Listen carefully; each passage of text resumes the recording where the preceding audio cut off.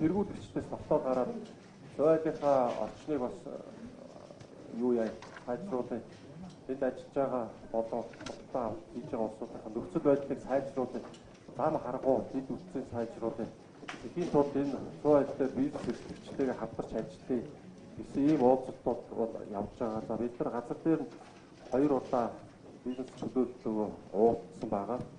Дээрээс нь 400 гаруй бизнес төлөөллийн гарын үсэгтэй хүсэлтүүд ирсэн. Тэрийг бид нар судалж үзээд за эхний ажлуудыг бол мэдээж иргэний бүртгэл мэдээллийн бас энэ төвчрөд үүсгэж байгаа хөдөлгөөнийг багасгахын тулд ингээд дүүргүүдөө шилжүүлж өгсөн байгаа. Тэгэхээр ингээд аль талаасаа өнөөдөр яг тулгамдаад байгаа асуудлуудаа хоорондоо ярилцаад дундын шийдэл нь юу гэж болох вэ? Цаашдаа бид нар яаж хамтарч ажиллаж болохгүй гэсэн ийм гол санаа бол явж байгаа. Тэгэхээр би өмнө бас хэлжсэн. Зоол дээр бол дангуу эрхэлж байгаа бизнес эрхлэл дангууг хаах асуудал байхгүй. Ажлууд явдгаараа явна.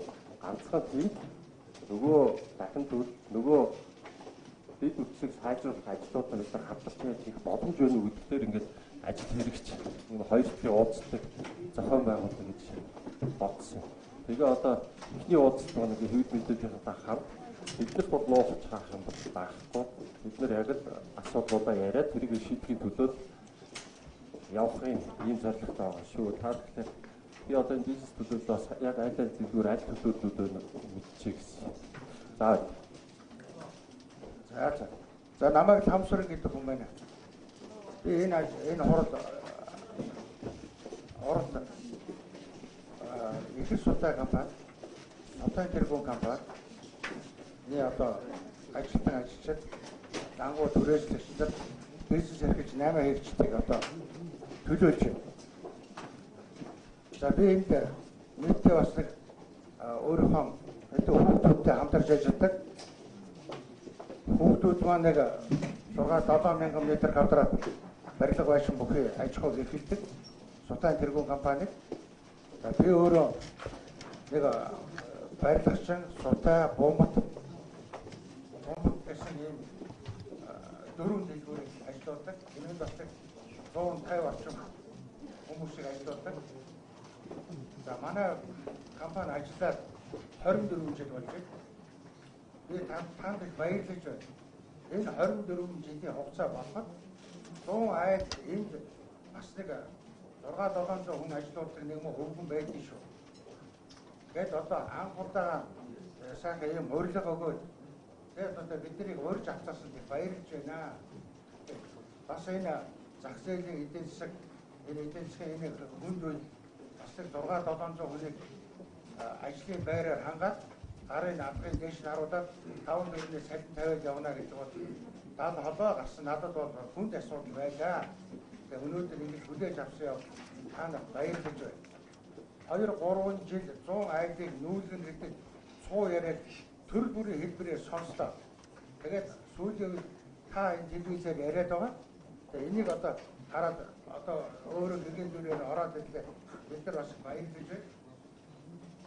100 айлын үүний орчныг одоо сайжруулахын тухай асуудлаар бид нар 3 жилийн өмнө төс эхлээд цаг компанитай нийлээд Сэлб голын баруун зүүн хоёр дадангийн асуудал түүнээс баруун талын дадангийн асуудлыг 4 машин зөрж явахдаа энэ далан болгож асар их ажил хийсэн байдаг. Тэнд одоо өөрсдийнхөө хөрөнгө далан суугийн далангийн байсан инженерийн шугам сүлжээгийн далангийн одоо баруун зах доогуур шинжилж 258 шугам хоолой шинээр тавьсан.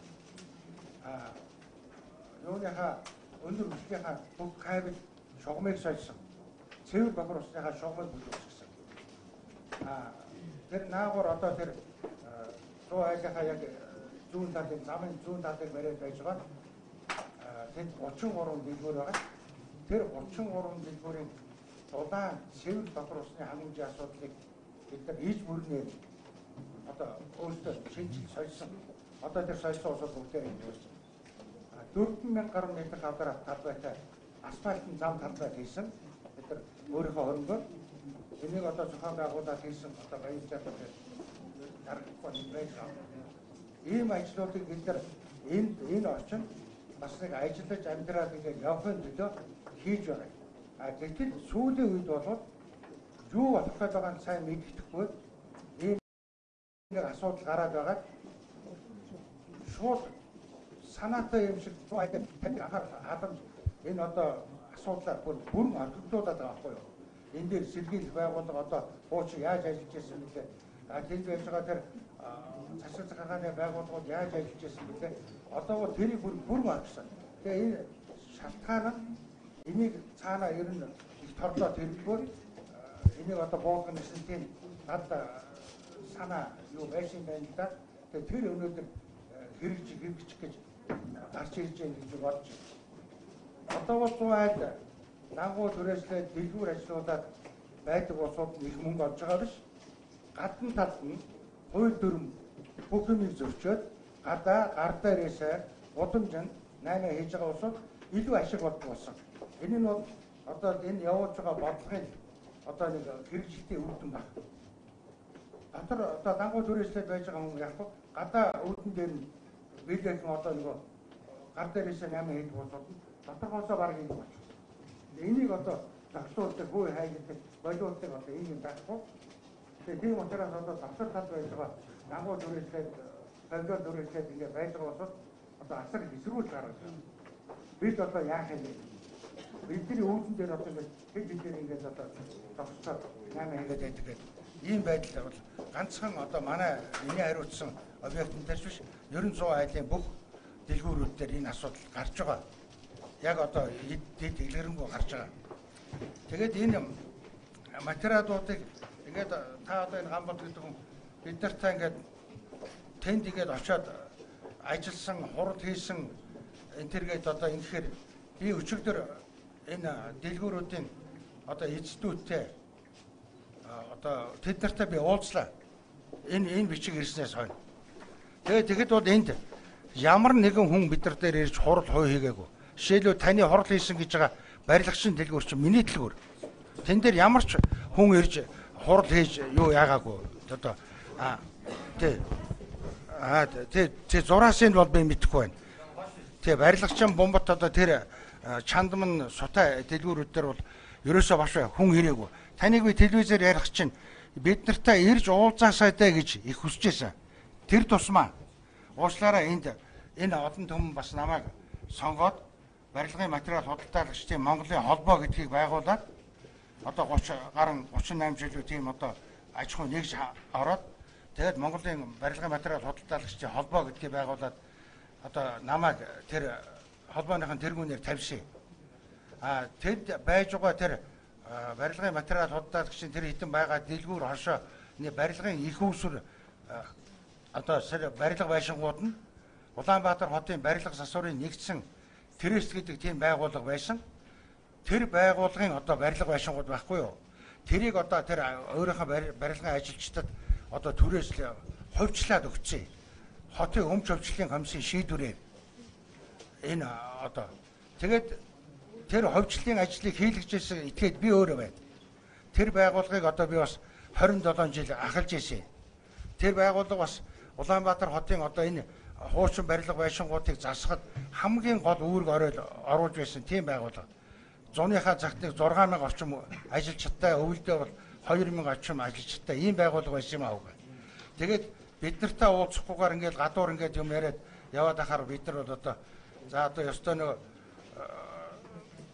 ямар зуулгаж хөгшин уул болдог гэдэг үлээ тэр л болж байгаа юм байна да гэж л одоо бодож байсан. Тэгээд өнөөдөр та бүхнийг эндээ өрөөд ингээд бас уулзж байгаа явдал баярлж байна. Энэ таны хийх байгаа энэ 6 доод ажлыг дэмжиж байна. Ерөөсөө ингэх цаг нь болсон. Тэр гадна талд байж байгаа 8 арилжаа хийж байгаа тэр улсуудыг цогцуулаад дотор талынхаа улсуудыг одоо дэмжиж ингээ явах цаг бол одоо арцаагүй болсон. Энийг одоо та бүхний ажлыг дэмжиж байна. 5 6 асуудал байна.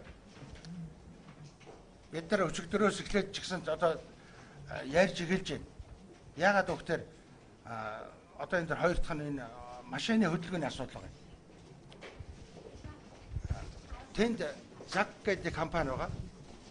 ЗАГ компани бол нэлээд том хашаатай. 3 жилийн өмнө бид нар тэнд байж байгаа худалдаа арилж байгаа хийж байгаа улсуудынхаа бараг 1000 гарга машиныг тэр цагийн хашаанд оруу тавиад тэгээд тэдний хэдэн төгрөг тушаачдаг, өгдөг ийм байсан. Тэр ажлыг одоо сэргээгээд ингэх юм бол гадна талынхаа талбай дээр машина тавьж байгаа худалдагч нар өөрсдөө машингаа тийш нь тавьчих юм бол худалдан авагч нарын машин бас нэлээд одоо зай талбайгаа эзлэх болов боломжтой болох болов гэж одоо бодож байна. Ер нь болно. Тий. За энэ дээр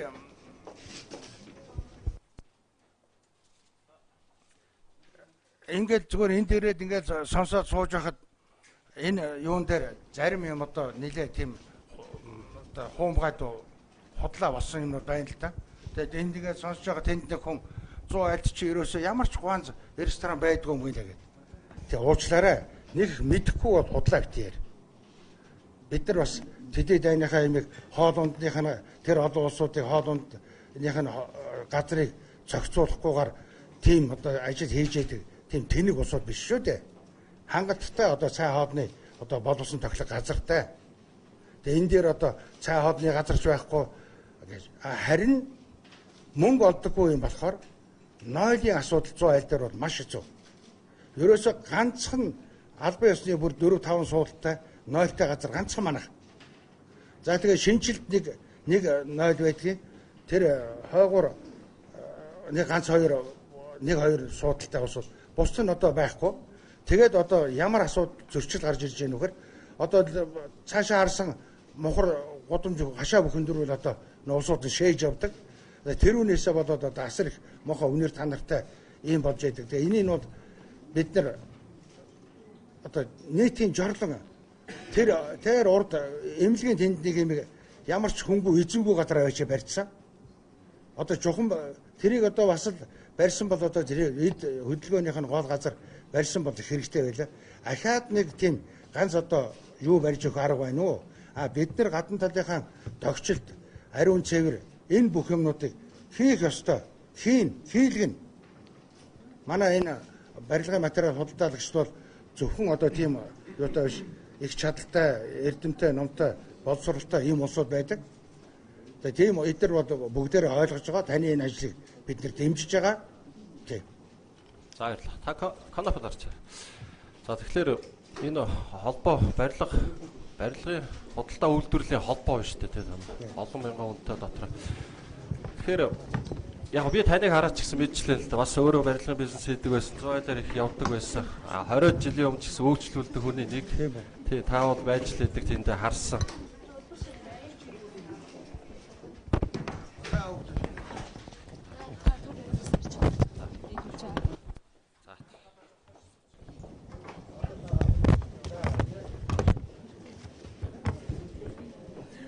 За тэгэхээр яг хоо та бас зөв ойлгосон байна. Бидний хийх гээд байгаа, чармаагаад байгаа ажлыг бас ямар нэгэн байдлаар ихний ойлголтоо бол авсан байна тий.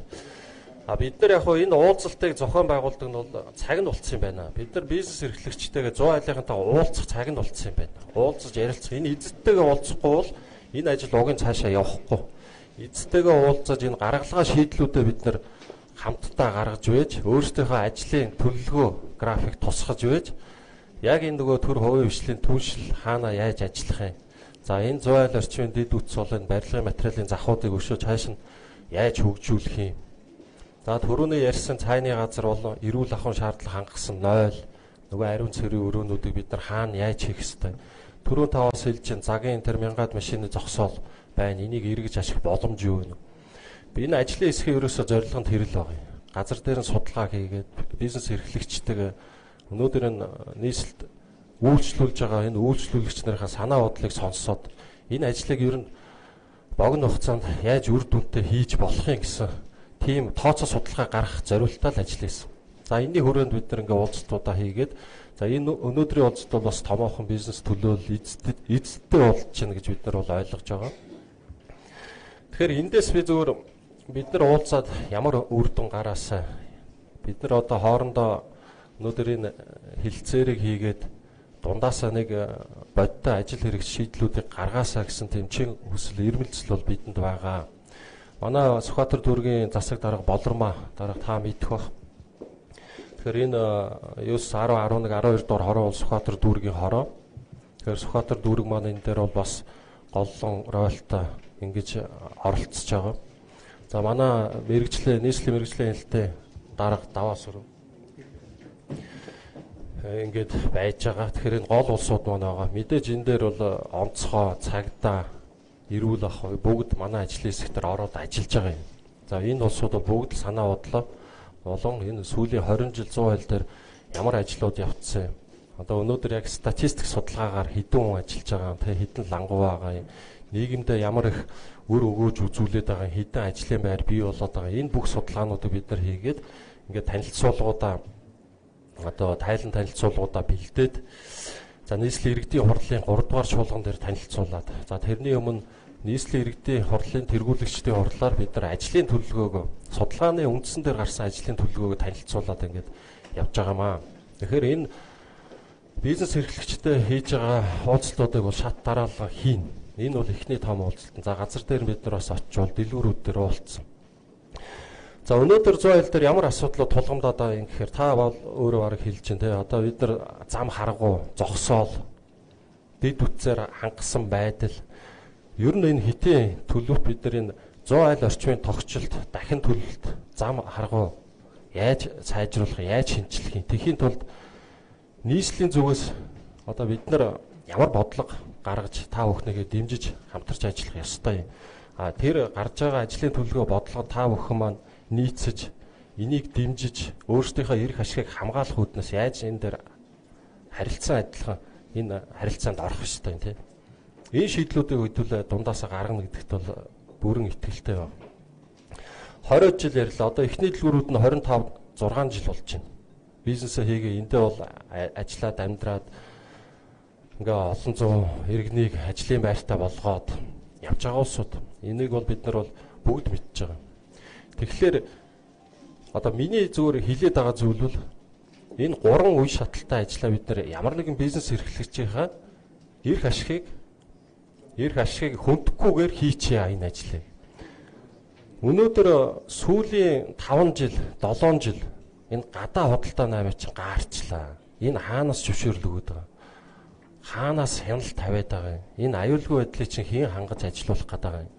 Энэ төр, энэ нийслэлд бид нар одоо яг ингээд журам сахиулж хянаж байгаа улсуудын хувьд энэ гудамж талбай эмх замраагүй байдлыг зогсооё.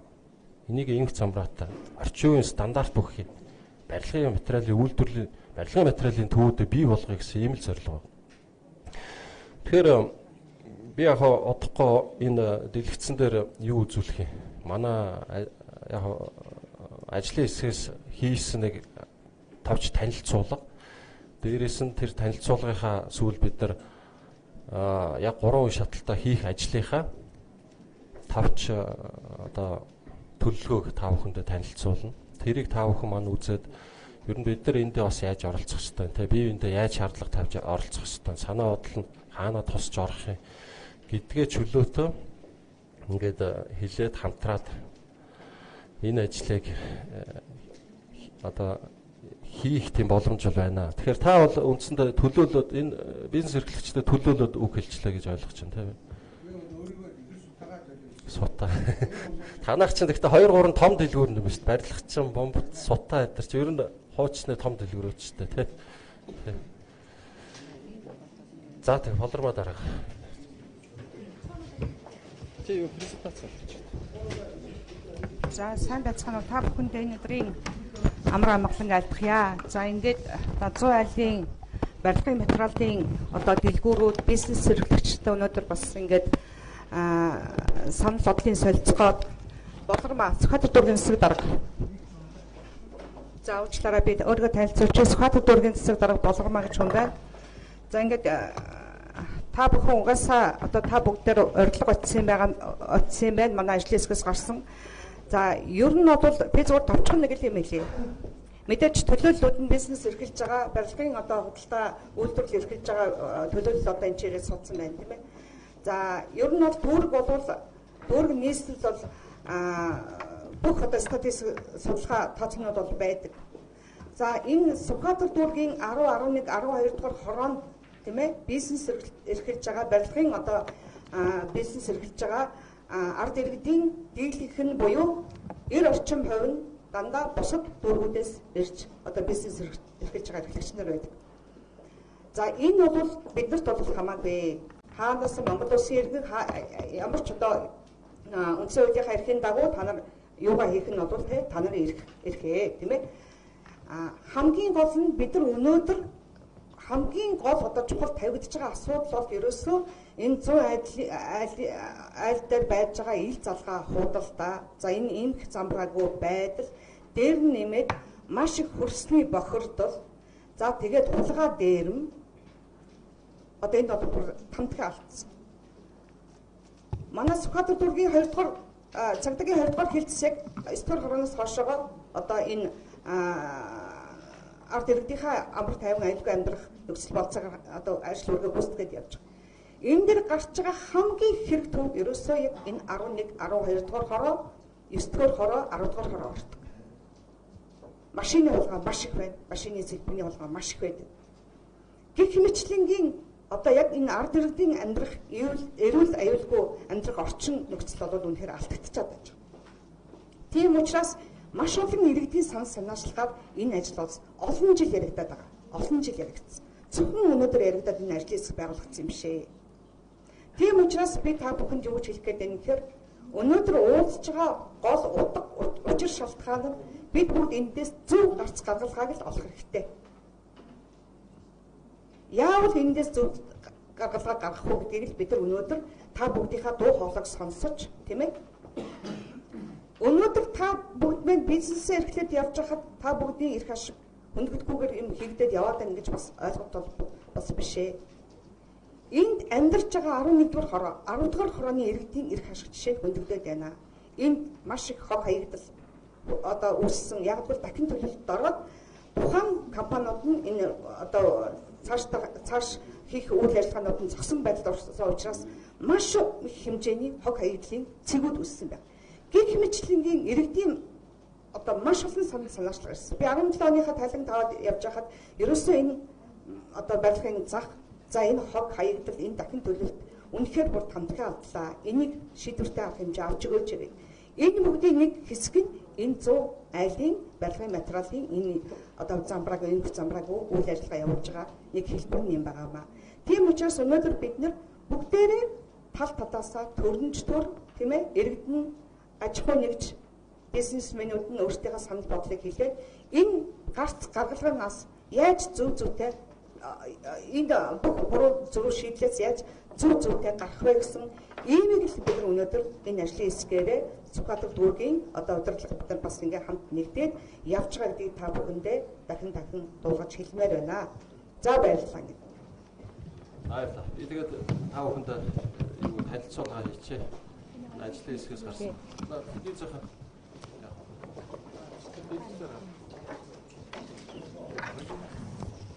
таваа штэ. Сайн хэлээ штэ. Тэр хулгай хаана гараад ирнэ? 11 дугаар хороо одоо хангаа хотх нь тийм ээ 10 дугаар хороо 9 дугаар хороо гэдэг тий. За тэрийг хэдүүлээ дараа нь санал бодлоо солилцсон. Тий солилцоо. Юу ярьч. Би танилцуулга хийчих үү. За 100 айл.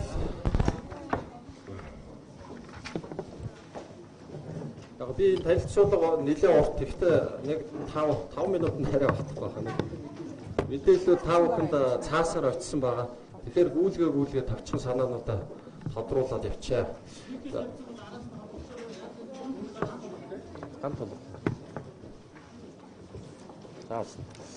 За тэгэхээр 100 айлын төвлөрсөн байдлын материалын за худалдааны зөв үе шатаагаар нүүлгэн шилжүүлэх. Энэ яг нүүлгэн шилжүүлэх гэдэг үгийг манай энэ бизнес эрхлэгч жоохон эмзгээр авч байгаа. Ажлын хэсэг бол нүүлгэн шилжүүлэхийн тулд бид нар энэ ажлын хэсэг судлаж ямар гаргалгаа шийдлүүд байж болох уу гэсэн тийм санаа явж байгаа шүү. Тэрнээс нүүлгэнэхээр шууд бүгдийн нүүлгээд байх болгочих юм бол биш шүү. Тэгэхээр гавдарч ажил нөгөө санаа л болно.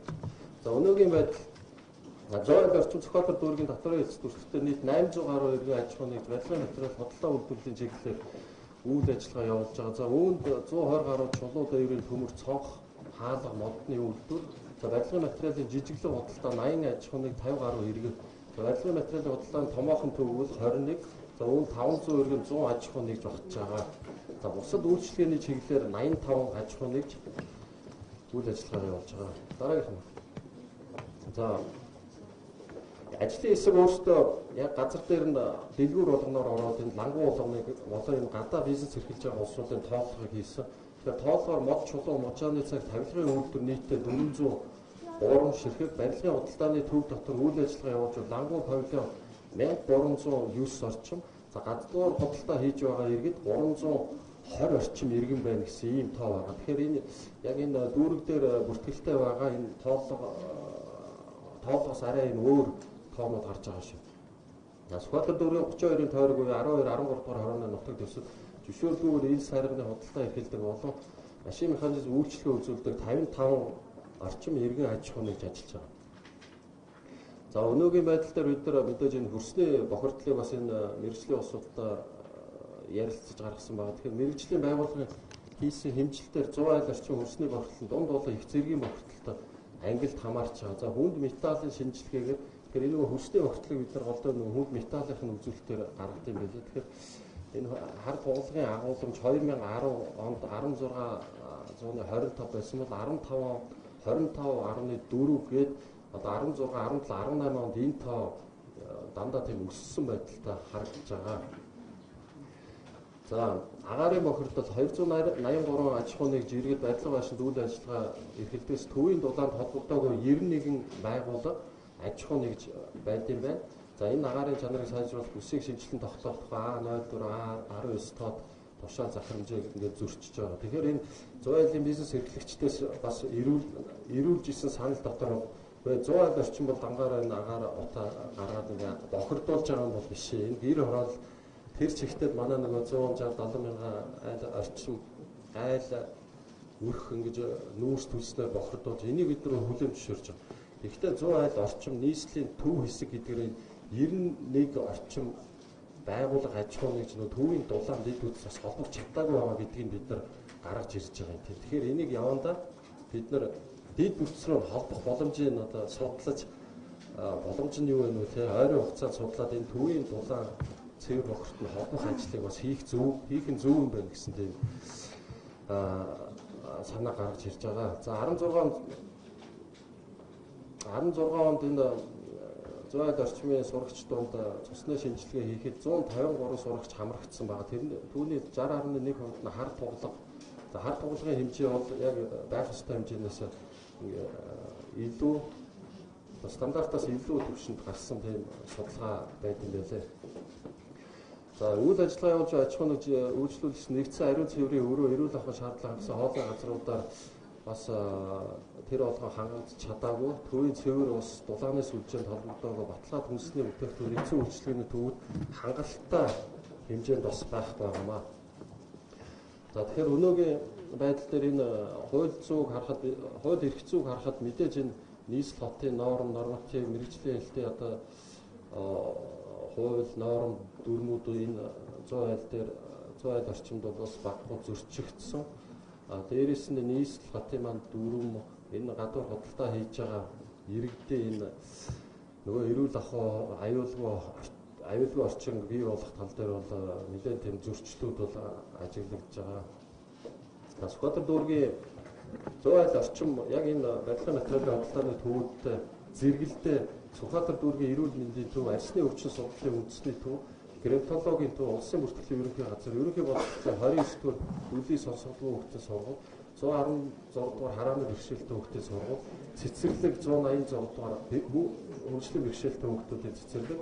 За ингээд хороодын ерхий эмнэлгүүдгээд яг нөгөө нийгэмд төрийн үйлчилгээ, эрүүл мэндийн үйлчилгээ үзүүлдэг байгууллагууд маань бүгд бас нэлээд тийм төвлөрсөн ийм төв байгаа. Тэгэхээр энэ чинь өөрөө эргээд яг энэ мэргэжлийн хяналт талаас эрүүл ахуй талаас бас байж тийм боломжгүй зүйл байгаамаа. За эндээс хаавха харж байгаа энэ өвчлөлтсөн газар нь энэ улаан олбор шараар тэмдэглэсэн. За шараар тэмдэглэсэн эзэмшиж байгаа газрууд байгаа. За эзэмшиж байгаа газрууд нь зарим нь газрын одоо эзэмших гэрээний хугацаа хэтэрсэн ийм байдалтай байгаа. Тэгэхээр та бүхэн харж байгаа баг 50 гаруй хувь нь өмчлөсөн. За үлдсэн нэг 60 орчин хувийн эзэмшгээр ингээд хэвээрээ байгаа газар байгаа. За улсын бүртгэлээ за бид нар яг эндээс энэ материалыг бид нар бас хэвлээд өгөн тэгээ дахин төлөлтөө. За тэгээд яг энэ хөө яг энэ өнөөгийн нөхцөл байдлуудаас хамаарат бид нар ингээд ажлын хэсэг нэг 3 шалтгаалтай энд ажил хийж болох юм байна. Энийгээ бид нар санал болгоод ямар ч байсан та бүхэндээ танилцуулъя гэж бодсон. Тэгэхээр нэгдүгээр үе шатанд улсын бүртгэлийн ерөнхий газрын чиг үүргийг дүүрэг болгон тодорхой цэгүүд шилжүүлэх гэдэг энэ бол сая хийгдсэн ажил байгаа тийм. Үндсэндээ дүүргүүд рүү яг энэ гадаад паспорт энэ янз бүрийн нөгөө бүртгэлийн ажлуудыг дүүргүүд рүү өгсөн. Одоо ингээд 100 айл руу чиглэх хөдөлгөөн маань бас нэг 20 орчим хувиар саармагдсан болоо гэж 50% саармагдсан болоо гэж. Тэгэхээр энэ бол яг бас нэг ажлын үр дүн гарч ийн гэж бид нар ч гэсэн дотроо баярлж байгаа. Тэгэхээр эд задгаа хоолнос барилгын материал болон бусад худалдааг зогсоох. Энэ дээр яг нөгөө зөөврийн хоолыг бид нар яаж илүү нэгдсэн төвд оруулах вэ? Нэгдсэн зоогийн газруудыг хаана яаж бий болгох вэ? Энэ төвүүд маань дотроо зоогийн газруудаа хамтраад байгуулах боломжууд юу? Энийг судлах, бизнес эрхлэгчтэйгээ ярилцах, барилгын материалын худалдааг баруун болон хойд чиглэл шилжүүлэх гэж байгаа. Энэ тэртээ дөрвөө одоо энэ зоо лангуу төрөсөж байгаа улсууд маань Баян зүрх, Мишель одоо хаана үдин тий гэрмээс эдгээр гэсэн төвүүдээр бас ингээд салбаруудтай байдаг. Тэр мэтчлэн бид нар салбарын тоо хөшөө нэмэгдүүлээд жишээ нь одоо энэ яг энэ цуслан лагрын сезон эхлэнгүүд айлууд төгөдөл байшиндаа алхахадаас обоо будаг авдаг. Тэгэхээр заавал 100 айл руу наашаа ирж авахгүй тэнд нь одоо энэ 100 айл бизнес эрхэлж байгаа улсууд юм аа лангууны тий төвүүдийг тэнд нь бий болгоё судлаа. Магадгүй тэр одоо тэнд байгаа одоо үйл ажиллагаа явуулж байгаа үйлчлэгийн төвүүдтэй хамтарч ажиллаад салбар нэг замаар ингээд наашаа ирэх урсгалыг багч гэсэн бол багасхыг гэсэн тийм юу явж байгаа санаа явж байгаа. За чулуу удаг төмөр цонхны болон бусад хиймийн хортой үйлдвэрийн үйл ажиллагааг зогсоох. Тэгэхээр энэ дээр яг налаах руу олон жил яригдсан л да налаахад яг энэ барилгын материалын үйлдвэрлэлийн төвийг хөгжүүлээ. Эндээ бид нар шинэ төвүүдийг бий болгоё гэдэг. Энэ өөрөө яг хотын 2020-30 оны ерөнхий төлөвлөгөөний дагуу нөгөө имэйлт хөнгөн үйлдвэрлэлийн төв бий болно. За налаахтаа энэ барилгын материалын төвийг бий болгоход хийснээр тэндээ бас нэг хүн амын суурьшлийн томоохон бүсүүдийг бий болгох, ажлын байруудыг тэндээ бий болгохын гэсэн ийм гол нөгөө хөгжлийн нийслэлийн хөгжлийн концепцтэй байгаа тийм хөтөлбөрийн хэмжээнд явж байгаа ажил учраас эндээ бид нар холбогдоод өнөөдөр яг энэ 100 айлын үйлдвэрийн төвүүдийг хотын төвөөс гаргая. Яг тэгвэл урдаас энэ барилгын материалын үйлдвэрлэлийн түүхийн эд нь 100% бараг урдаас орж ирж байгаа. Тэгэхээр замд нь бид нар налаахт нь агуулах сав нөгөө зам харгуу ачаа одоо төмөр замын болон арц замын ачаа тээвэрлдэг налаахт нь хийгээд хотын төв рүү энэ барилгын материалын түүхийн эдүүдийг орж ирэхин тодорхой хэмжээнд бас хязгаарлая, ангилъя гэсэн тийм санаа явж байгаа шүү. За жижиг стандартын шаардлага хангахгүй төвц дэлгүүрүүдийг хаах гэдэг. Одоо манай энэ 100 айл орчмын яг энэ юуны бодомжийн нэрмаа цагта юуны нэр шүү дээ. 1.6 км урт зам байна. Одоо урд болзоос 32-ын тойрог хүртэл. Тэгэхээр энэний голдоо зүүн баруун талаар нь ингээд нэг хашаанаасаа одоо нөгөө төвц дэлгүүрүүдээ бас ингээд илүү гаргаад барьцсан. Тийм газрынхаа нөгөө кадастрыг зөрчсөн барьцсан асуудлууд байна. Тэгэхээр энийг бид нар одоо энэ дэд бүтцээ сайжруулах үедээ замаа өргөх үедээ явган замуудаа тавих үедээ бас жоохон цэгцлээд явган замуудаа илүү том хийгээд зогсоолуудаа хийгээд за энэ үнэхээр газрын энэ кадастр гэрээгээ зөрчсөн улсуудтайгаа бас ингээд ажиллаад явах гэсэн санаа байна шүү. За хоёрдугаар үе шатанд саяныход нэгдүгээр үе шатанд ингээд ажлууд энэ жилдээ хийгдээд явах ажил. За явган болон авцаавын нэвтрэх чадрыг сайжруулж өргөтгөх гээд одоо байгаа манай энэ бетон, цементэн зам бол үндсэндээ ингээд 70 оноос хойш нэг ч удаа засвар ороогүй хагардсан ер нь арчилгаа хийгдээгүй ийм зам байгаад байгаа. Тэгэхээр энийг бид нар хуучныхаар бол 2 игнэ гэж их өргөн тэм зам юм байлээ.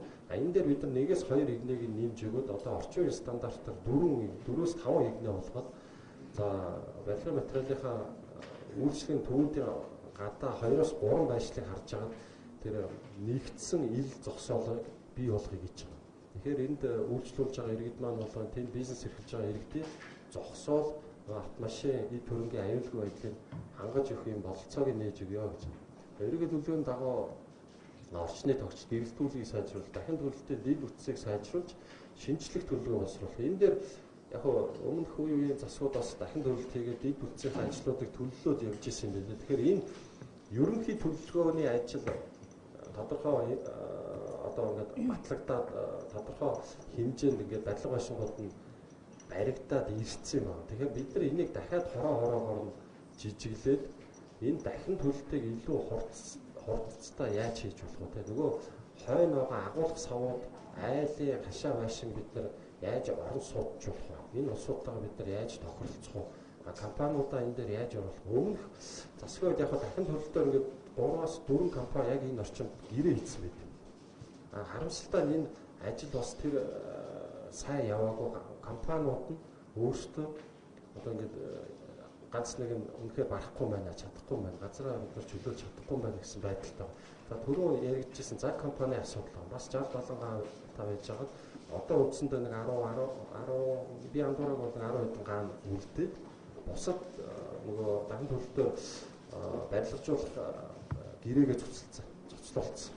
Ингээд ажил явах байлцаа. Дэд үтсэд тэгэхээр компани 1.7 орчим тэрбум төгрөг дэд үтслүүгээ хийцсэн тийм ийм байдалтай. Тэгэхээр энийг бид нар зогсоох ёсгүй юм. Энэ хотын дахин төлөлт хэсэгчлсэн төлөлтийн дагуу энэ ажлууд цаашаа явах хэрэгтэй. Бид нар энэ дээр нөгөө орон сууцаа бариад айлуудаа оруулаад за доор нь худалдааны үйлчлэгийн томоохон төвүүдэд бий болох энэ асуудлуудаа яг одоо та бүхэнтэйгээ ярилцаад дахин төлөлтөөр гол шийдлүүдэд оруулж өгөх хэрэгтэй. Тэгэхээр энэ дээр бол та нарын санал бол маш их бас ач холбогдолтой болж байгаа. Одоо дахин төлөлтөөс хүн орж ирэх хэрэгтэй баг тийм. Ажлын аднаас хүмүүс дахин төлөлтөөс хүн байвал хэлчихээрэй. За тэгээ 3 дугаар үе шатны шаардлага хангахгүй гоочны барилгуудыг болгож ерөнхий төлөвлөгөөний дагуу барилгажуулах гэдэг энэ дахин төлөлтөхийн бид нарт яг энэ дээр материалуудаар хангаж өгөх ёстой. Энэ ажлуудаа одоо орж ирээд бас ярих бах. Шинээр орчин үеийн худалдаа үйлчлэлийн төвүүдийг бий болгох, Сүхбаатар дүүргийн 10, 11, 12 дугаар хоруудад дахин төлөлтийн дагуу орон сууц хоруудыг барьж оруулах гэж байна. Ер нь бол яг манай энэ төвийн хэсгийн яг энэ бах тойрог дотор бол бид нар Улаанбаатар хот нийслэлүүд ямар байдалтай амьдрах ёстой юм те. Одоо Улаанбаатар хотын өг, нүүр царай ямар байх ёстой юм. Бид нар өнөөдөр энэ хэрэгтэй орон сууцаар яаж хангах ёстой юм. Энэ бодлого өөрөө л явах ёстой юм л да. Тэгэхдээ нөгөө барилгын материалын худалдааны төвүүд маань эндээ өөрөө барилгын материалын ангилсан байдлаар худлаа үйлчлэгнийхээ төвүүдийг ажилуулсан хэвээр явах тийм боломж нь байгаа юм. Одоо та бүхэн бол эзэд өөрсдөө газраа хөнчилсөн барилгын эзэд улсууд энэ дээр шинжилсэн байдлаар нөгөө өндөр том офис орон сууцаа одоо барьдаг барилгын компаниудтай хөрөнгө оруулалтын хамтын ажиллагаа хөгжүүлж өөрсдийнхөө энэ үн цэнтэй газар томоохон одоо объект орон сууцыг барих тийм боломж байгаа юм. Тэгэхээр энэ дахин төлөлтөөр та бүхэн манай өөрсдөө санаа бодлуудаа хийлээ. Ямар барилга байшин барих боломж нь байгаа, яаж хамтарч ажиллах боломж нь байгаа. Энийг хэдүүл яг нөгөө ажил хэргийн төвшөнд бас ярих асуудал байгаа. За энэ явцсан баха дараагийнх нь. За энэ ажлуудыг хийхэд яг сөрөг тал мэдээж байгаа. Худалдаа үйлдвэрлэл эрхлэгчтэй эсэргүүцэлтэй болохоор барилгын материал хангаж худалдаа авагчдаас холдно. Худалдаа авагчдын зардал нэмэгдэнэ. Агаар болон эерэг тал нь бол агаар болон өсний бохирдол болон замын хөдөлгөөний төвчрэл болон хүү амын нэвтрэлт болон дагуул хот хөгжин иргэдийн аюулгүй амьдрах орчин сайжрах авто замын ослол болон иргэд ажил орлоготой болно гэсэн юм эерэг талууд байгаа.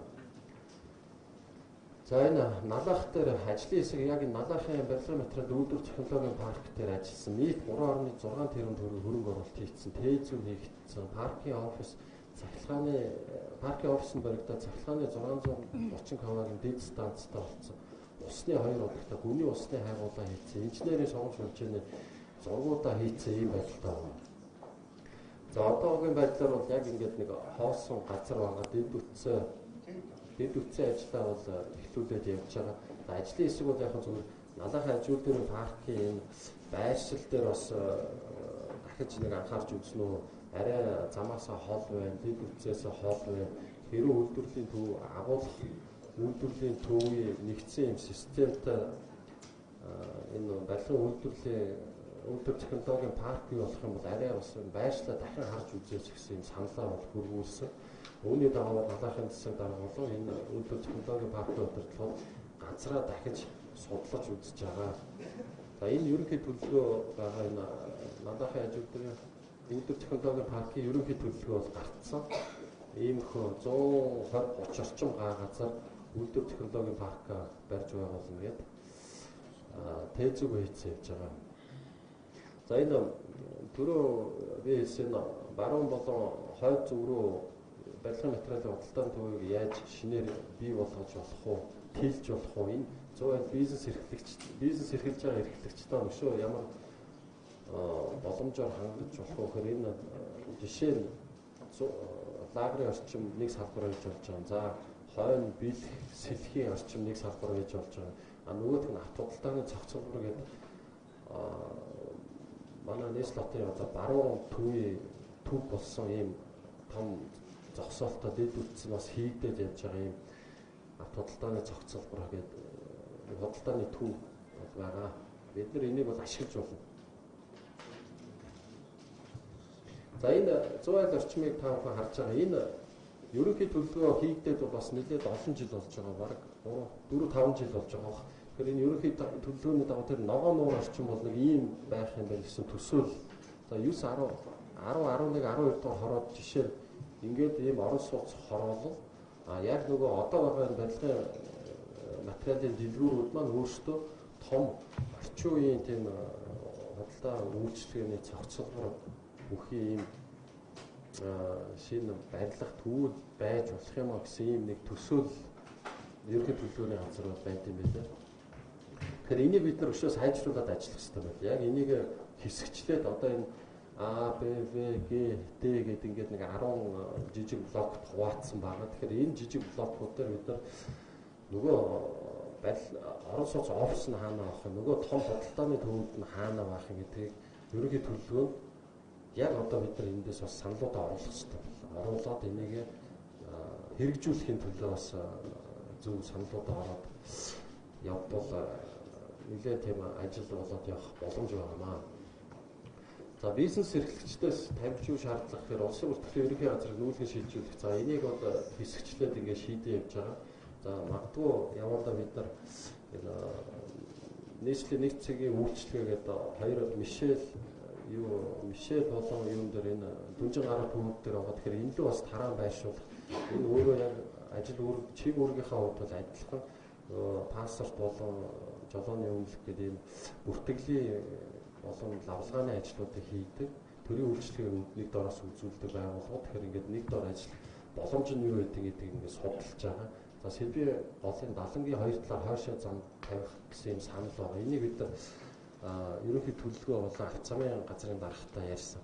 Ямар ч ойрын 2-3 жилдээ бол энэ хийх боломж юм болов. Зөвхөн бидний боломжтой өгөр 100 айлын яг 1.6 км замаа сайжруулж өргөдөхөд зогсоол явган замыг хийх эхний боломж нь бол энэ байна. Явандаа бид нар төсөв мөнгөө өшөө сайн одоо төсөвлөөд нөгөө тэр 70-ийнхаа тавцаа судалгаа хийгээд ингээ мэрэгжлийн байгууллагууд нь ажиллаад явбал тийм зам тавих болцоо гарч магадгүй гэсэн хариултаа байгаа. За 100 айл орчмын барилгын материалын эрхлэгч зориулсан мэдээлэл танилцуулах хөрвүүлэх. За энийг бид яг нэг 2-3 удаагийн уулзалтад давтамжаар юу мэдээлэл өгөө явж байгаа мөн цаасан хэлбэрээр ингээд яг хийх ажлынхаа танилцуулгыг бас тавьчихсан хөрвүүлсэн байгаа.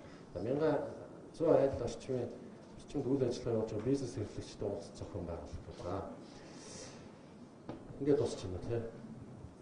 За ингээд ажлын хэсгээс дүгнэлт хийсэн байгаа. Нүүлгэн шилжүүлэх ажил 3 үе шаттайгаар хэрэгжүүлэх боломж байна. Барилгын материал худалдаалах цэгийн стандарт орн журмыг шинжлэх гэж байна. За энийг бол мэдээж манай мэрэгжлийн байгууллага, мэрэгжлийн ялалтынхан яг энэ норм стандарт журмыг шинжлэх барилгын материалын ангиллыг шинээр хийх гэдэг нь тийм ажлуудаа зохион байгуулаад явах. За төлөвлөлийг сааруулж хэрэглэгч дойр болох үүднээс 3 байршил тараан байршил дахин төлөлтийн хүрээнд орон сууц дэд үтсийг хөгжүүл төлөвлөгөө боловсруулж хэрэгжүүлэх. За Улаанбаатар барилгын материалын үйлдвэр технологийн паркийн үйл ажиллагаа дэмжих хамтран ажиллах. Улаанбаатар хотыг хотод борлуулах зөвшөөрөх, үйл зөвшөөрөх барилгын материалын стандартчлалын ангиллыг хийх. Ажлын хэсгийн хүрээнд нийслэлийн мэргэжлийн газар, онцгой ажиллагаа, цагдаагийн газар болон бусад тариа байгууллагууд нэгдсэн төлөвлөгөө боловсруулах. За бизнес эрхлэгчтэй ингээд ойрын давтамжтай уулзалтуудыг хамтран хийх гэсэн ийм төгөлтүүд гарсан ба. Тэгээ би та бүхэндээ тавчхан ажлын хэсгээс гарсан энэ ажлын төлөвлөгөөг танилцууллаа. Тэгэхээр бидний уулзалтууд яг энэ бол анхных нь дараагийн уулзалтуудаа магадгүй бид нар 100 айл зохион байгуулаад тэнд одоо ийм хорлын өрөө сав юу байх нь те тэнд бид нар ажлын хэсгийнхаа яг тийм бүрэлдэхүүнтэйгээ очиод газар дээр нь одоо энэ дахин төлөлтөө яаж хийх вэ? Энэ ил задгаатайгаа бид нар яаж тэмцэх вэ? Хаагаараа зам явган замуудаа хийх, зогсоолуудаа хаана гарах вэ? Яагаад гэвэл энэ чинь нөгөө нийтийн эзэмшлийн газрын зөвхөн зам явган зам л болчих байгаа. Тэр замаасаа хоёр тал руу болохоор нөгөө өмчлөсөн газар дандаа иргэдийн маань өмч эзэмших хэрэгээр авсан барилга байгууламж газрууд байгаа байхгүй. Тэгэхээр энэ дээр бид нар магадгүй түрүү бид нар заг компани ярьж байна. Заг компани жишээ нь яг ажлын хэсгийн хүрээнд бид нар дуудаж уулзсан. За та нар дэд үтс дээр өнгөрсөн 4 жил ажил хийсэн юм байна. Энэ ажил чи ямар ажил хийгдсэн? Одоо ямар төвшөнд яваа юм? За цаашид энэ ажлыг чи бид нар хөгжүүлээд энэ нэгэнт л хотоос гарч байгаа шийдвэр дээр та бүхэн ажиллаж байгаа юм чи энийг цааш нь яаж бид нар зөв зохистой авч явах ёстой. Бидний одоо та бүхэнд ямар дэмжлэг үзүүлэх ёстой. Нөгөө төр хувийн хөгжлийн түншлэлт хаана явах ёстой гэдэг өөрсдийнх нь баггүй мөнгө гаргаад бас зураг төлөвлөлт хийцэн байлээ. Тэрийг бүгдийг үзүүлсэн тийм. Турк улсад гэмүү зураг хийлгэсэн. Тэгээд жишээ нь ингээд 3-4 блок том тийм барилгын материалын үйлчлэгээний төвүүдийг хийн гэсэн төсөөлөлтэй байгаа байхгүй. Тэгээд тэрийн жишээ бид нар яаж дэмжиж явах юм те. Тэр газар чөлөөлтийг бид нар яаж хийх ёстой. Ингээд яг газар дээр нь очиод бас ажиллах шаардлагууд бол байгаад байна. Яагаад гэвэл эцэстээ асуудлууд маань хөрөнгө мөнгө нөгөө газар чөлөөлөлтөөр очиод зогсдог. Хичнээн эндээс ерөнхий төлөвлөгөө гаргасан ч яг амьдрал дээр нөгөө газраа чөлөөлж чадах бол тийч бид нар ерөнхий төлөвлөгөөнд дагуу ажиллаа явах боломжгүй болдог. Тэгэхээр ойрын хугацаанд хөдөлгөөн ярьж байгаад газар чөлөөлөлтүүдээ хий. Магадгүй одоо та бүхний маань хашаа байшин тий өмчлөөд автсан одоо эзэмшгээр байгаа ийм төвүүд хашаа байшингууд тэнд ажиж магадгүй шүү дээ. Тэгэхээр эндээсээ бид нар газраа яаж чөлөөлөх вэ? Чөлөөснөр энэ дээр компаниуд маань ороод та бүхэнтэйгээ одоо нөгөө талбайгаа яаж өгж ажиллах юм тий хоорондоо үн мөнгөн дээр яаж тохирч ажиллах юм гэдгийг бид нар бас ингээд одоо зөвлөмж өгч гэдэг юм хооронд нь тохиролцуулах гэдэг юм те ингээд тэгснээр гол нь бид нар өөрсдөө энэ ерөнхий төлөвлөгөөг яаж хэрэгжүүлэх юм гэдгийг оруулж саналаа одоо нэг баталгаажуулж ажиллах хэрэгтэй байл л. Тэгвэл энэ ажил явахаар харагдаад байгаа юм. Тэгээ та бүхэн яг товчхон танилцуулгыг хийлээ. Энэ дээр бас тавчхан саналуудаа хэлээд өнөөдрийн уулзалтан дээр хэдүүлээ ихний байдлаар энэ саналуудаа хуваалцаа. Тэрийгээ бид нар тусгаж аваад за дараагийн уулзалтаа магадгүй энэ 7 хоногийн сүүлээр 100 айл дээрээ хийгээд өнөөдрийн саналуудаа боловсруулад одоо ерөнхий төлөвлөгөө замын газар болон манай дэд үтс хариуцсан мэрэгжлийн улсуудтайгаа газар дээр нь очиж ажиллах газрын алба жишээ тийм газрын алба энэ дээр бол маш том үр хөрөлтөд оролцуулж байгаа юм. Энэ дахин төлөвч ерөөсөө газрын асуудал байгаа шүү. Тэгэхээр газрын албаыг бид нар бас оролцуулаад ингээд явна гэж бодож байгаа тийм. За баярлалаа. Тэгээд самнаа за хойны талын зунжин дээр нэлээ найдаж байгаа юм тийм ээ.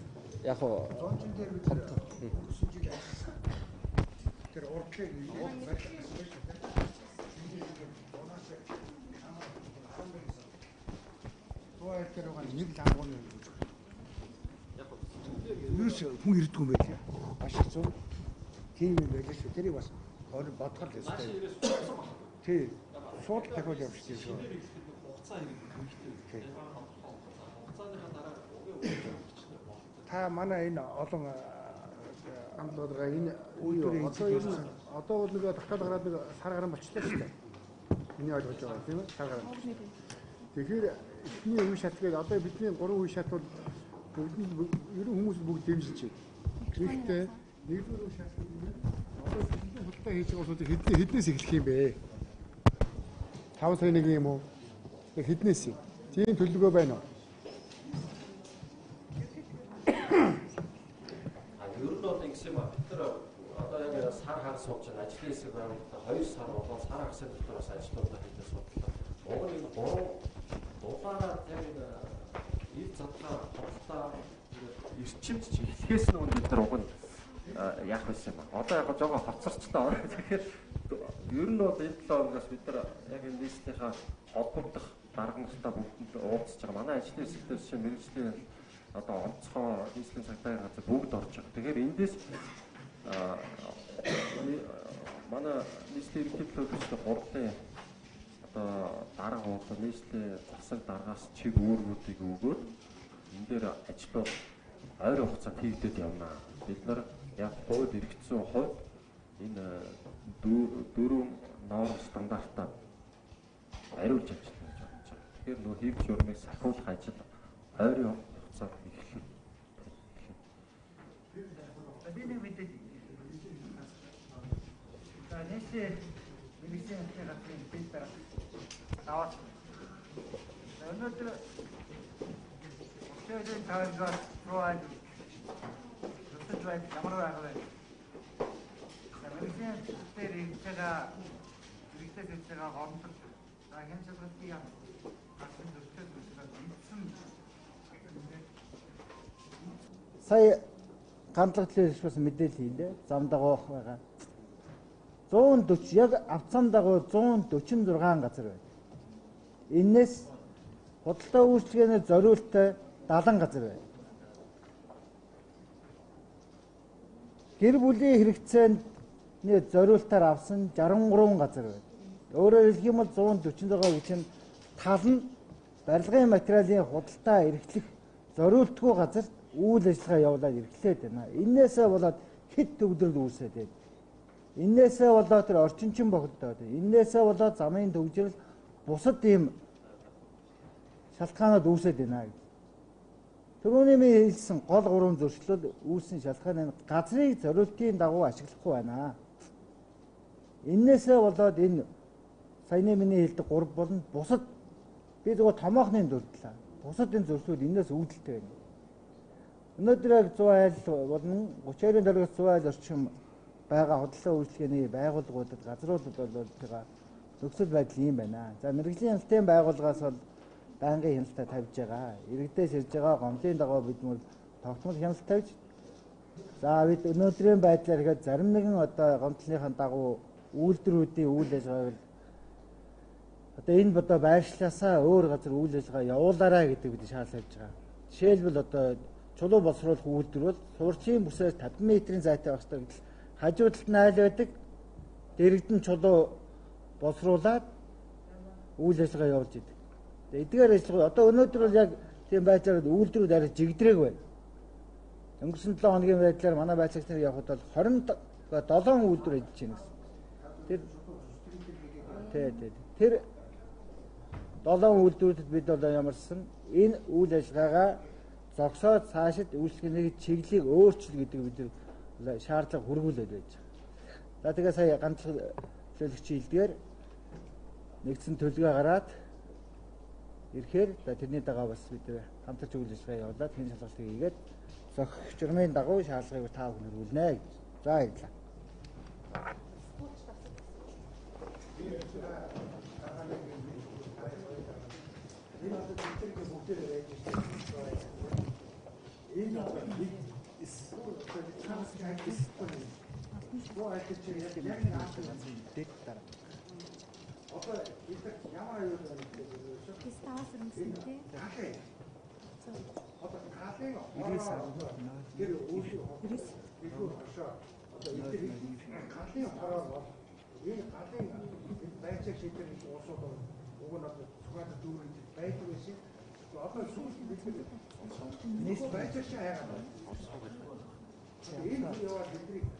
галын хооргоо одоо жий байгаад торох юм. Энэ чинь асар олон юм үгүй шүү. Одоо тийм учраас бүгд одоо галын хоороор зэвсэглэгдсэн. Тэрийг одоо яг татраад бүрээд заагаад үзүүлээд ингээд шүтгийг ингэж өгөх хэрэгтэй. Ийм ажлыг хийж өгөх. Галын хоортой болох ажлыг хүн бүхнээс шаардлагатай. Би таны надад асуулт чинь нийтлэг учраас би яг надад чинь хариулж байна. Наа чи хамгийн зөвхтэй асуулт сая Оросын албаны улсын нэг томоохон бас хотод айгүй том одоо галын аюул одоо гарсан тийм ээ нөөрлсөн. За дээр нэмээд угаасаа манай том завхууд дээр энэ сүүлийн жилүүдэд гарч байгаа айгүй том одоо гал төмөр гарч байна шүү. Тэгэхээр энэ бол үнэхээр бүр нэг намрын асуудал болчиход байна. Манай үйлдвэр үйлчлэгээний хилдэс буюу онцгой байдал за энэ бусад үйл ажиллагаа явуулж байгаа аж ахуй нэгжүүдэд ямар цензур, ямар шаардлага, ямар стандартын дагуу одоо тийм ээ зөвшөөрлийг олгодог вэ гэхээр нөгөө галын аюулгүй байдал тийм ээ онцгой байдлын хилдэс, за мэргэжлийн хяналт, за үйлдвэр үйлчлэгээний хилдэс байна ингээ хамтраад энэ бүх асуудлуудыг шийдээд газар дээр нь шийдээд үйлдвэр үйлчлэгээний хилдэс байна юу одоо ажил эрхлэх буюу аж ахуй нэгжид одоо зөвшөөрөл олгодог. Тэгэхээр сая нийслэлийн онцгой байдлын хилцээс ер нь энэ гарч байгаа гал төмөртэй холбоотой дээр нэмээд саяны энэ Оросын албаны улсад гарсан энэ гал төмөртэй холбоотойгоор юу хурлыг зохион байгуулсан байлаа. За ингээд онцгой байдлын хилцээс ажлаас гараад тун удахгүй бүх дүрийнхаа одоо үйлдвэр үйлчилгээ эрхэлж байгаа бүх аж ахуй нэгж тийм ээ байгууллагууд дээр энэ галын одоо аюулгүй байдлаар сургалт зөвлөгөө за дээр нэмээд бүх одоо стандарт одоо хэмжээгээр нь энийг бол зохион байгуулад дүнэлтийн нөгөөд явна. Байхгүй газрууд дээр нь одоо торгохоосоо илүү тийм ээ арга зүйн зөвлөмжөө өгөөд тийм ээ шаардлагатай одоо үнэхээр болохгүй газарт нь бол галын дүгнэлт өгөхгүй. Энийг бол ерөөсөө нэг номерт ер нь тавих хэрэгтэй. Манай Монгол улс маань харин энэ тал дээр яагаад бас нэг энэ онцгой байдал буюу яг энэ гал дээр яагаад энэ 2 дугаар тавьдгийг би яг сайн мэдэхгүй байна. Ер нь бол хөрш зэрэгэлдээ хятад буюу Оросын холбооны улс бол ялангуяа аж ахуй нэгжүүд дээр нэг номерт галын дүгнэлтийг ерөөсөө өгчиж, харгалзаж үзчихэж бусад одоо дагалдах бичгүүдийг өгдөг юм байлээ. Тэгэхээр энийг бол бас яг энэ стандарт нь одоо дээшээ байгууллагууд бас хүсэлтэд тавина. Одоо бол тун удахгүй Сүхбаатар дүүргийн засгийн тамийн газраас онцгой байдлаар хэсгээр ахлуулсан ажлаас гараад яг энэ бүгд дээр хяналт үнэлт өгөлгөө өгөөд сургалт зохион байгуулаад дээр нь нэмээд зөвшөөрлүүдийг бүгдийг одоо нэг одоо тагоонд одоо хэм хэмжээнд оруулнаа. Энийг аль биесээр хэлчихье. Нэг объект 3-4 дараалал шатсан объект байгаа шүү дээ. Тэр хөлбөр онцгой анхаарч харсан шүү дээ. Нэгдлийн хэлтээс одоо манай төвүүдийг голомт банк микрофон дурчих. Микрофон хаамхны хоцлыг тэнд 10 жил одоо зарж ийн хөөс зардаг болсон. Нэг хэсэг өлөг усуд байна. Тэр үлэрсэн үндсэндээ тэр хавийн годомжийг үл тэр чигээр хавуулж байгаа. Нэг удаа тархсан хүн байхгүй. Нэг удаа тархсан хүн байхгүй. Засаг дараатай бас мэдээ өгөхөд тэр үлэрсэн 10 жил ажиллаж байгаа улсууд. Тэгээд цагдаа очиод торгосон болоод нэг өөрөөсөө хоолны мөнгө аваад явдаг. Одоо хүртэл байж байгаа. Тэр хөөс яадаг гэхэд тэр хоошоогоо тэр яг манай зураас дэлгүүрийн годомжаар хоошоогоо тэр хойцлын стаар дүүрэн байдаг байхгүй. Тэгээ одоо сүүлийн үеүүд өглөө те мэргэжлийн хэлбэр зөндөө хэлж ирсэн. Орооны 11 орооны дараач хэлсэн, засаг дараач мэдээ өгсөн. Ганц ч юм очоогүй. Очоогүй байхгүй. Тэгээд хуугаад байгаа нэр байхгүй. Одоо энэ та нарын хийж байгаа ажил зүг үү? Их цаг нь болцсон байна. Тэгэхдээ цаг хугацаа алдахгүй 5 цагийн ингээс тэднийг журмлаач. Мэргэжлийн хэлбэр байна уу бай тийм үстэй. Цагдаа байна уу бай. Бүх юм байна шүү дээ. Тийм баа. Баярлалаа. Энэ та нарын өнөөдөр өгж байгаа саналууд бол маш их хүнтэй саналууд. Бид нар энийг өмнө бас ярьсан. Тий. Хэдийн төлөвлөлтөө болно.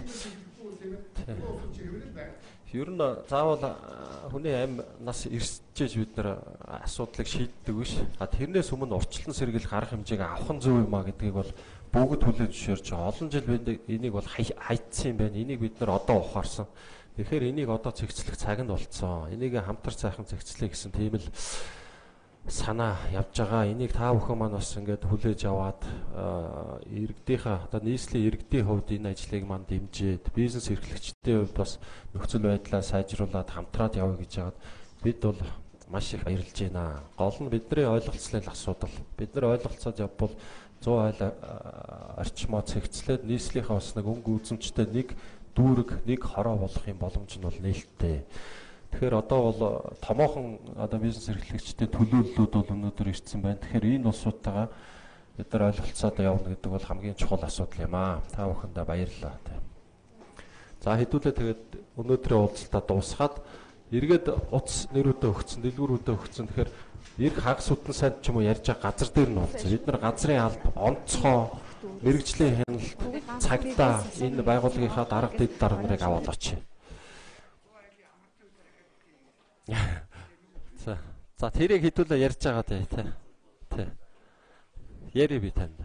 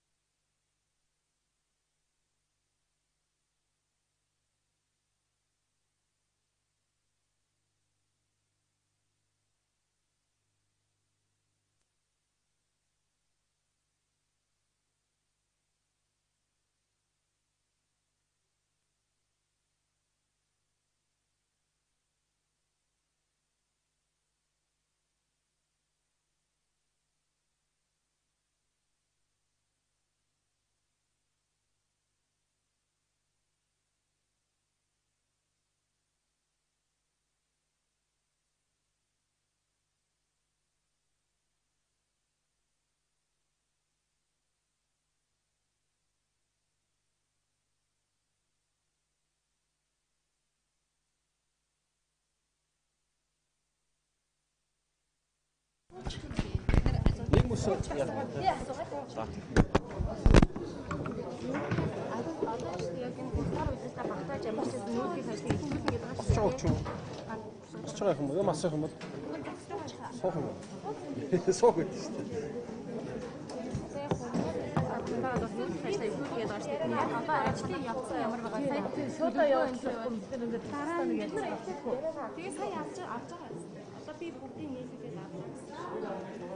За тэгээ нийлүүлээ тэгвэл ярьж ярьж та.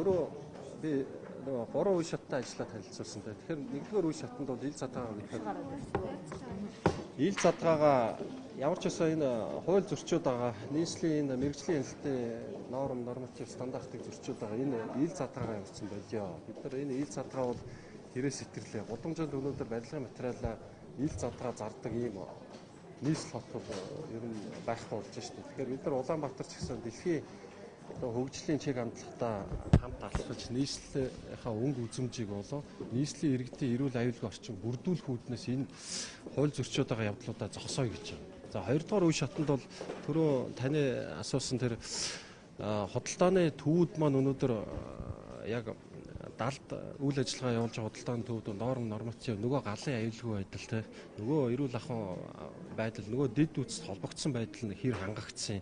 Энийгээ бид нар яаж засаж залруулах юм гээд саяын жишээ нь бизнес эрхлэгчд эзэдтэй уулзлаа. За энэ барилгын материал үйлдвэрлэлийн холбооны бас энэ тэргүүн хүн явж байна. Эдгээр олон жил 25 6 жил зуйл бизнес үйл ажиллагаа явуулаад ирсэн. Тентхийн амьдралаа сайн мэдж байгаа улсууд. Тэгэхээр сая бол яг саналуудаа бол хэлж штэ тий хаанаас нь яаж эхлүүл энэ ажил илүү явах юм бид нар хоорондоо яаж хамтарч ажиллах юм гэд энэ ярилцсны үндсэн дээр 2 дугаар үе шатанда бид нар нөгөө галын аюулгүй байл нөгөө эрүүл ахуйн шаардлагыг хангах төвүүдэд бий болох үүднээс энэ дахин төлөлтийг бид нар одоо дахин харах болцсон юм байна. Энэ 100 айл орчмын энэ өнөөдөр шаардлага стандарт хангахгүй байгаа жижиг дэлгүүрүүдийг яаж илүү том худалдааны төв болох вэ? Яаж энэ орон сууц офисын том барилгуудыг барих вэ? Энэ дээр бид нар дахин төлөлтөө яаж боловсруулах юм? Яаж энэ иргэдийнхээ бизнес эрхлэгчдийн санаа бодлыг эндээ тусгаж орох юм гэдэг 2 дугаар шатны ажил бол байгаа.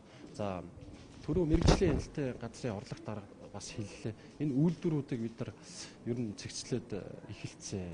Энэ яг энэ суурьшлын бүсээс 50 м дотор байгаа энэ хууль эрх зүйн актаа хэрэгжүүлэх үүднээс бид нар үйлдвэрүүдээ бол хаагаад эхэлсэн. Дүүргүүдлүүн зориултыг одоо нөгөө үйлдвэрлэл үйлчлэгээ явуулах зориултын газрууд руу нүүлгэх гэдэг эхэлсэн. Одоо 7 ширхэг үйлдвэр үйл ажиллагаа хийж байна. Бидний тоогоор бол 400-аад үйлдвэр 100 айл дээр үйл ажиллагаа явуулж ирсэн нь өнөөдөр яг ил задгаа нөгөө стандарт норм хангахгүй байгаа 7 ширхэг үйлдвэр үйл ажиллагаа явуулж байна. Энэ дээр бас шаардлага тавьж ажиллана гэж хэлж байна. Тэгэхээр яг энэ ажлын хэсгийн хүрээнд бол одоо хэвлэл мэдээл, иргэдэд өгөх мэдээллүүд, за мэдээж энэ бизнес эрхлэгчтэйгээ ингээд санаа бодлоо солилцох хамтран ажилласны үндсэн дээр жишээ нь иргэний бүтгэл мэдээллийн төв маань гадаад паспортуудаа бүртгэл болон шинээр олголтуудаа бүгдийн дүүргүүдлэг өгч.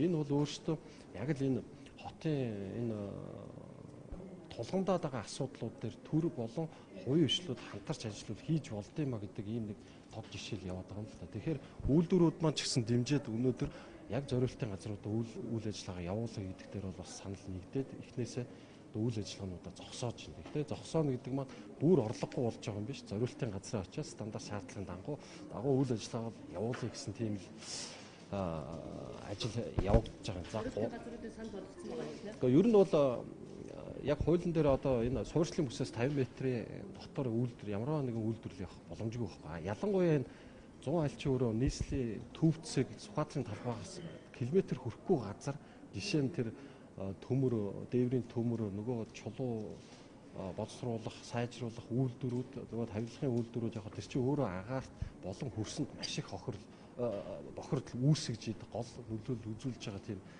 үйл ажиллагаа үйлдвэрлэлийн төвүүд байхгүй. Тэгэхээр эдгээр маань өөрсдөө бас энийг ойлгоод одоо дүүргүүд дээр, хотын зах дээр тэртээ дөрвөө үйлдвэрлэл үйлчлэгийн төв болох тэр газрууд нь байгаа шүү дээ. Тэгэхээр тэндээ очиж үйл ажиллагаагаа явуулъя л гэж байгаа.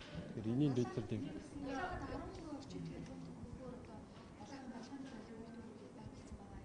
үгүй энэ бол бариулсан байгаа шүү дээ. Тэгэхээр энэ дээр ерөнхийдөө цаашдаа яаж төвлөрөх юм бэ?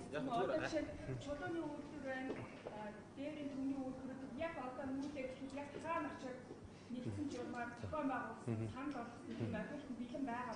Уг та нар яриад төлөвлөлтөд ингээд авахаас өнөөдрийн уулзалтаар зүгээр хэлбэр мэдээлээ шүү дээ. Яг шийдвэр гаргасан тодорхой юу ч харах. Хаана бол угаасаа бид нар нөхцөл байдлыг ойлгож байгаа мэдж байгаа шүү дээ. Тийм ээ? Яагаад ингээд бид нар юу яах вэ? Яг дүүргүүд дээр ингэ хараа. Сая жишээ нь Сүхбаатар дүүргийн засаг дарга өөрийнхөө тайлбаруудыг хэлж байна те. Одоо бид нар энэ Баян зүрх, Сонгон хайрхан, одоо энэ Баян гол энэ дүүргүүдтэйгээ дахиж уулзсан. За тэгээд энэ дээр яг тэр зориултын үйлдвэрлэл үйлчлэгээ явуулах тэр зориултын газрууд нь хаана вэ? За 100 айлаас очих энэ үйлдвэрлэл эрхэлж байгаа бизнес эрхлэгчтэй бид нар ямар боломж олгож ирэх юм. Магадгүй эндээс нүгэд одоо жишээ нь Сонгон хайрхан Баян зүрх дүүргийн яг үйлдвэрлэл үйлчлэгээ явуулах төв дээр очиход ямар хөнгөлтүүд үзүүлж ирэх юм. Магадгүй бид нар жишээ нь татврын хөнгөлтүүдийг үзүүлж болно шүү дээ. Энийг бол ажлын хэсгээр боловсруулад энэ дээр гарч байгаа саналуудаа бид нар шийдвэр болох төлөө ажиллах ийм зорилготой байхгүй. Тэгэхээр налах бол толгой засвар хийхэд 100 айл руу 100 явдаг тийм. Тэгэхэд налах руу 100 яваад юу болох вэ? Налахаас наашаа ирэх тээврийн зардал өнөө зөвхөн дийлхэ байх. налах руу болоогүй л дээ. Үйлдвэрлэл очих болоогүй. Бид нар ажлын хэсэг налах дээр очиж ажиллаад энэ жил ямар ч байсан налах руу очих боломж байхгүй юм байна. Тээзүүнд хийгдсэн тийм газар нь байгаа. Наадхаа хэдүүлээ ажлын хэсгээр нарийн төлөвлөгөө гаргаад та нарын саналыг бас тусгаад явах хэрэгтэй. Бид нар яг та нарын хэлж байгаа энэ саналуудыг шийдвэрдээ оруулж явахын төлөө энэ ажлын хэсэг явж байгаа шүү дээ. Ажлын хэсэг яг ингэж л ажиллаж байгаа. Тэгэхээр яг шийдэл байхгүй гэж ярьж чинь шийдэл гаргахын төлөө л яваад байгаа. Эхнээсээ яг ганц нэг шийдлүүд нь гараад явж байгаа. Бас нэг сайн нөлөөллөч байна. Сөрөг гараад байгаа юмнуудаа бид нар бизнес эрхлэгчтэй өнөөдөр уулзалтын зорилго чинь энэ багхгүй. Та нарын санал юу? Энэ дээр бид нар яаж ханд? Энд үйл ажиллагаа явуулж байгаа одоо үйлдвэрүүд маань одоо нөгөө зориултын үйлдвэрийн газар очиж ажилласнаар бид нар ямар хөнгөлт үзвэл магадгүй эхний 3 жилийн тэгвэл энэ байршлаа сольсон гэдэг одоо үндсэлтэйгээр татвар дээр ямар хөнгөлтүүд үзүүлж болох юм гэдэг ч юм уу те. Иймэрхүү шийдлүүд бол хөшөөргүүд байх хэрэгтэй.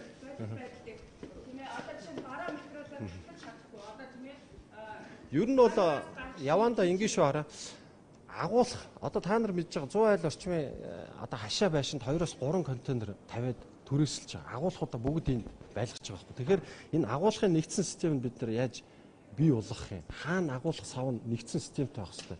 За магадгүй үйлдвэрийнхаа хэсэгтэр бид нар агуулхуудыг хамттан байлгах юм. Эсвэл агуулах нь жишээ нь налахын аж үйлдвэрийн парк байгуулад бүх нөхцөлийг бүрдүүлж өгөө тэнд үйлдвэрүүд бий болоод урдаас орж ирж байгаа түүхэн идүүд маань тэгвэл үйлдвэрийн хажууд агуулах нь байх хэрэгтэй. Тэр шаардлагыг бид нар тавьж ажиллана. Тэгээ энэ агуулгын систем чи өөрөө одоо яг арай л орчин үеийн маягаар л явах хэрэгтэй. Бүх барилгын материалын төв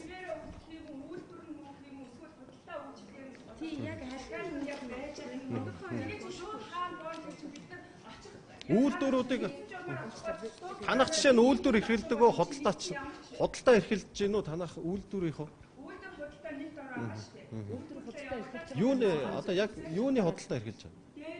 Дээврийн төмөр үү те. Ер нь бол ер нь бол хотын төвд яг энэ түрүү мэрэгжлийн хэлтэй орлого дарга хэллээ шүү дээ. Дээврийн төмөр болон нөгөө чулуу одоо өөр ямар үйлдвэрүүд байна уу те. Энэ өөрөө сууршлын бүсээс 50 м дотор байвал энэ өөрөө хууль зөрчиж байгаа.